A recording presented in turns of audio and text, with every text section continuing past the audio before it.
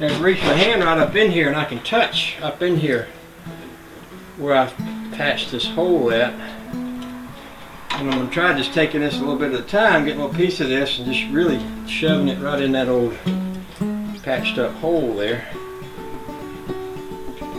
To give it some more strength from the inside. By the way, I've already painted this inside with Por 15. My thinking on that is that if I've done that successfully, that Por 15 is really literally supposed to bond with rust. It's supposed to coat and keep it from rusting, but it also gives it a level of strength that it wouldn't have before. If it stops that from rusting and sort of freezes it in place, and I'm able to successfully kind of give it a little more strength by putting this up into where the hole used to be. And see, because I put this on here on the outside already, I got something to press it up into.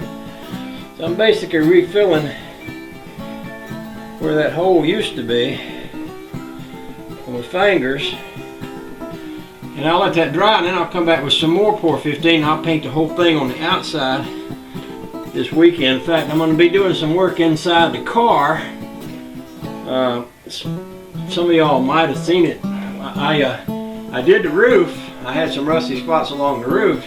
I did the outside of the roof, and then I took the headliner down here this weekend. And my thinking was I would come back up inside of that, kind of do the same thing. Just coat that whole thing down with Por 15. I've done it on the outside. What I did was I put Por 15 on there, and then I put some bed liner on top of that. Then I put some primer on top of that, and then I painted on top of that in order to attempt to create a pretty good little outside coating. It didn't look too bad. And now I'm doing something kind of similar right here. I know y'all can't see what I did, but just have to take my word for it. So back in here, I took that window frame out, and I'm going to go up inside. This actually looks better inside than it did outside, but I'm going to go up in behind there with Por 15. I'm going to paint all that in there. Probably scrape and paint all around these windows. I might pull these windows out. I'm going to think about that. But my thinking is I'm going to paint these window frames. And what I believe I'm going to do down here in the floors, it's a two-tone car. It's kind of green and white. I think what I'm going to do is paint it white along the sides here.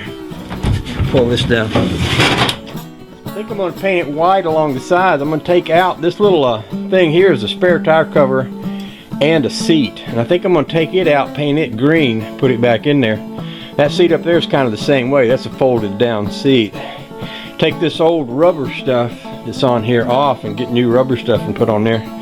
And I'll put my little side panels back in once I get through. I'm going to spray all up in there with rust proofing stuff.